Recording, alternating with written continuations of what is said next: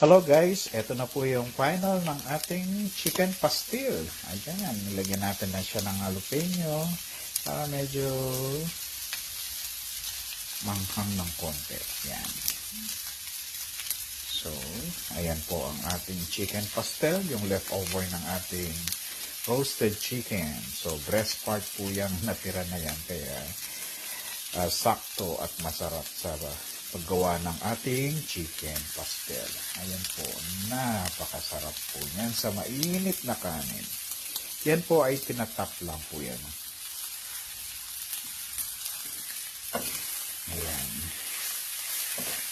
So, ayan, crispy na. Patayin na natin.